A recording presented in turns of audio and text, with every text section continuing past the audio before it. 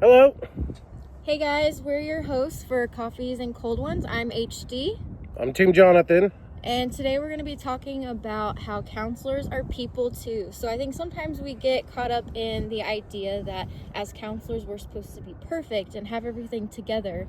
Now we do have to deal with our own things, and we definitely have to do a lot of self-reflecting, especially in the helping profession, make sure that we are not causing harm to others.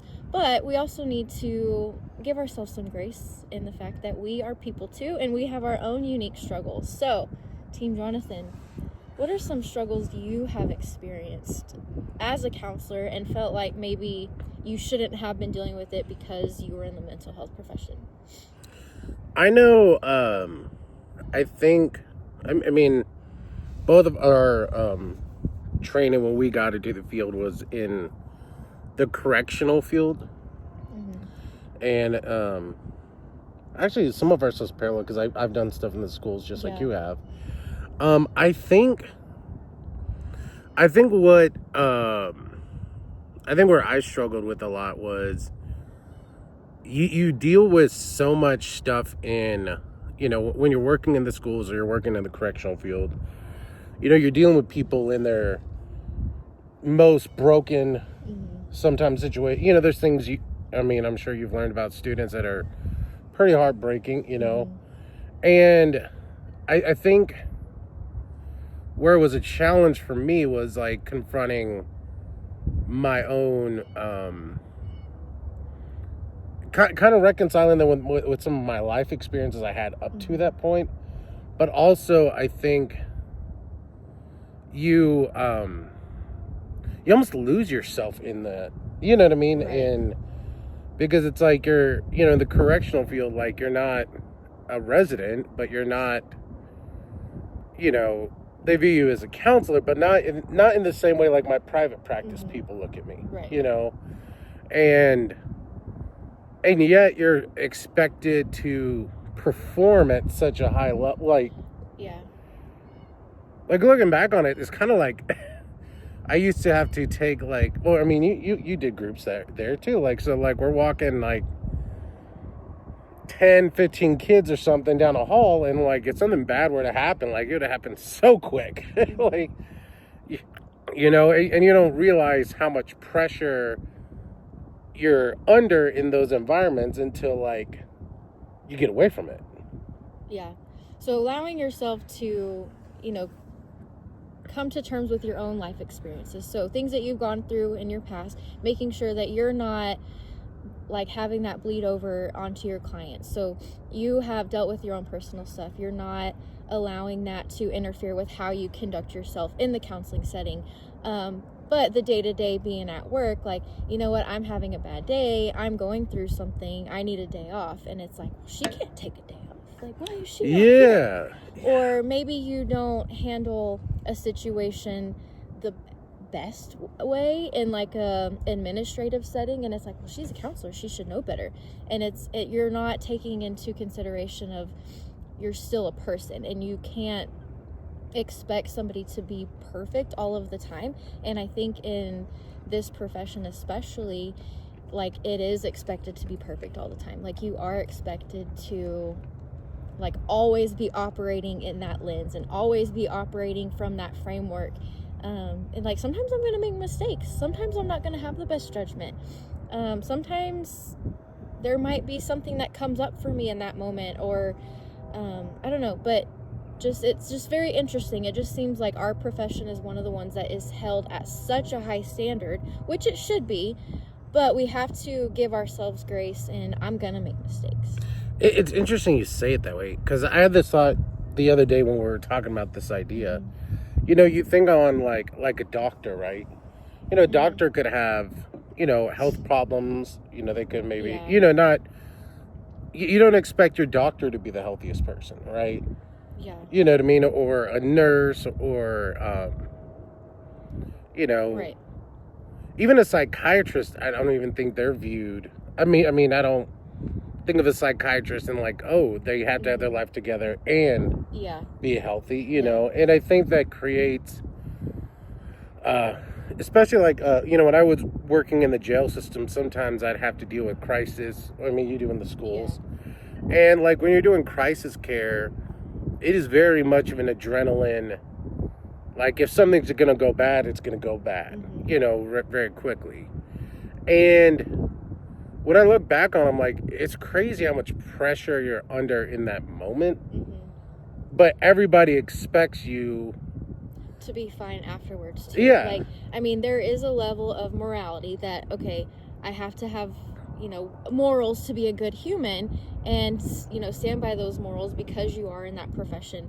But sometimes when you have so much pressure put on you that you have to be perfect in every setting, like that's where I think we have to really have boundaries and think about it that way. Because I think it's like, especially I would say like in your case, because you work in the school setting and, in a small town, and I'd imagine that puts the spotlight even bigger on you. Whereas like, maybe if we were in a big city, maybe you can just be another person. Right. You know what I mean? Whereas I've found, this is where counselors can get in trouble. Like sometimes in certain settings, like they may look to you as the counselor to fix a whole lot of problems that you shouldn't. Or, maybe you're not qualified for. And it can be hard to say no. And even like, I think you were saying like taking time for yourself. I didn't realize until I started this new job that I'm at that even when I was just private practicing or when I was a director, like you get to hear the train, that you don't take that time. And now it's like I've gotten to a point where I almost crave the time off. Right. Well, and I've gotten really good at compartmentalizing. So I'm at work and I'm dealing with the crisis situation or I'm dealing with this, and like you have to leave it there.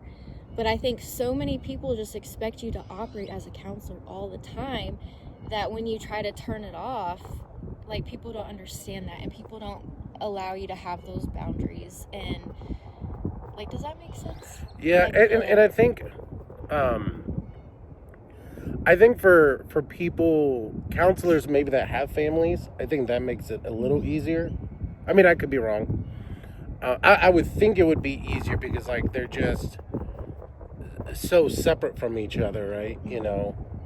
But even then, there's still that kind of assumption because you're a counselor, therefore, you should never get emotional. Therefore, you should never... You're not allowed to have personal struggles. And I think that's another thing, too. Like, oh, well, you studied psychology or you have this degree. Like you should know how to handle this situation in your personal life. And it's like, yes, I do in a way. So you kind of have to deal with your own things so you're not letting your personal life affect your job as a counselor or in the helping profession, but that doesn't excuse me from the human experience. And I think that's where I've gotten very frustrated with people, thinking that I just live a life free of troubles because I'm a counselor and I just fix everybody else's problems, so I shouldn't even have problems.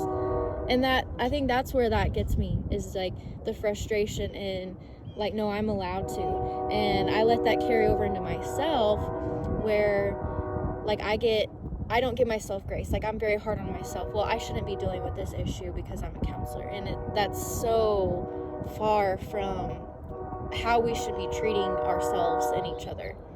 Right. And I think it makes it, because, like, just because you're, because I know, like, during COVID, like, I lost so many people I knew, and I like to the point where like I just stopped counting people I knew that had passed during that time period, right? But that's not. I mean, I'm sure that's not normal. You know what I mean? But it's like you can go through all of these things, whereas maybe the other, maybe somebody else takes a day or two, to kind of deal with stuff. But it's like, not to go into details, but like me and her one time, had a shared person we know passed, and it was like I was leaving one job to go do my private practice stuff. You know what I mean? I didn't even have time I think any of us really did. Like, we had to, like, process what had just happened. Yeah. you know, and it was, you know, group text, you know, group call between a bunch of us, and we were all, like, in between work. We were all still, because I was still at work also and having to conduct, you know, what I was conducting. And, like, it's like you have to be mindful of that. Like, I don't want to affect, you know, my situation at work, but I'm also a human, and that news was very, very detrimental, I guess. Like, it just, and so allowing yourself to, like, have those boundaries of, okay, like, yes, I have to be a counselor in this situation, but it doesn't mean that type of news doesn't affect me. Like, yes, I am gonna go home and cry or whatever it is, but it doesn't excuse you from having those negative emotions just because you're a counselor. Like, you can still have those negative emotions and maybe not always deal with them in the most healthy, positive ways. I mean, we're human and it's okay, but learning that and knowing the boundaries and making sure that you're not being harmful to other people. I mean, it's just, I don't know, it's such a weird thing to navigate sometimes. Right. And I think, like, for, you know, me having been a supervisor in a job or you know, and a director at another, sometimes you notice it more in your coworkers than maybe in yourself. Yeah. You know, like, I consider myself a pretty chilled, I mean, you've known me for years. I like to consider myself a pretty chilled dude. I mean, not much really upsets me, but that doesn't mean that it's actually not affecting me. Right. You know, and it's... But you need to allow it to affect you of how it's affecting you, so you're not causing harm to other people, too. Mm-hmm. Like, you need to allow yourself to deal with that. So, as a counselor, I mean, I've had to take time off to deal with some things, and that's okay. But there was judgment, and, well, you're a counselor. You shouldn't even have to be experiencing those negative emotions. So it's like, I mean, you're damned if you do, you're damned if you don't. Like, right. You're judged if you take time off to deal with something because, you shouldn't be dealing with those negative emotions. But then if you stay and try to work through it, you know, it's not a good thing because you're potentially harming other people or you're not performing at your best level. So it's like this weird middle ground of people just expect you to just not have any negative life experiences or emotions. And I think it's just something worth discussing. Like, how do we navigate that? Right. Well, and I think leaning, you know, into the world of private practice, I think that creates another challenge because you're helping somebody else. You know, we're outside of an agency setting, right? You're helping somebody else, and they in the same vein expect you to be on at all times, right? I mean, obviously you set boundaries with your private clients, but it can be weird and almost an uncomfortable feeling to even just take a vacation or taking, you know what I mean? Like, because sometimes I've had clients, you know, like, they're having a really crappy week, and normally we would see each other every other week and be like, hey, can you this week? And it's really hard sometimes to say no to that because, I mean, obviously you don't want something really bad to happen, you know, and in most cases that's not, the worst case scenario isn't, but it always can. And so it's, how do I know, you know, I think one thing I've started doing with my new job is that when they're like today is a federal holiday, like if it's a federal holiday and I'm off at my main job, I'm not seeing clients, my private clients, you know. And I used to be like, okay, it's a federal holiday, I could see more private clients on that day, but I'm not doing that anymore. Yeah, you have to take time for yourself. And, you know, kind of what you mentioned earlier, the like professional identity versus your personal identity. Whenever you are in a bigger area or at a specific agency, it might be easier to, like, you're not in the same circles or around the same people that know you from the different settings. But when you're in a smaller place, like, people know you as this professional, and it's hard for them to not see you in that. And so to them, you're just, that's your identity all the time.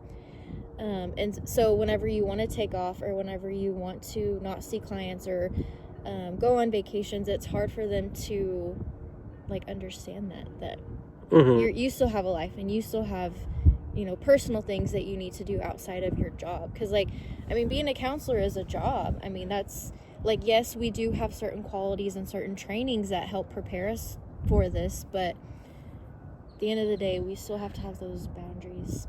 So, and I think because I will say this, I mean, and I'm sure this exists in other industries, but the counseling field can be very exploitive of the counselor.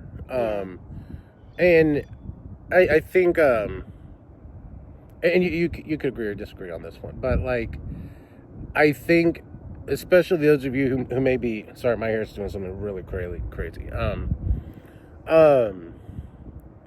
I think when you're doing your internship hours or when you're looking for a supervisor at whatever level, I've known some, but that are kind of like this. But like, I would encourage you guys to seek out a supervisor whose life they keep very balanced. And I can think of maybe a handful I know that were really good at that, but they weren't, you know, they only mentored me in you know, certain, you know, very, very little of where I got to be under them. And I wish maybe I would have gotten more of that, because, I mean, our mentor was nose to the grindstone, get it done, which, I mean, it was good in that, like, it makes it where, like, you know, I can just keep going. But I think it's a double-edged sword, because then you lose sight of who you are and all of that, but you also lose sight of, like, you need to tone it down, or you need and to take care of yourself. I mean, we listen to people and help people, but at some point we need people to listen to us too and help us, and we can't just do everything for ourselves just because we've been trained in the helping profession. And I think that's the main point of this whole thing, is boundaries and giving yourself grace, that it's okay to have negative life experiences happen. It's okay to have negative emotions.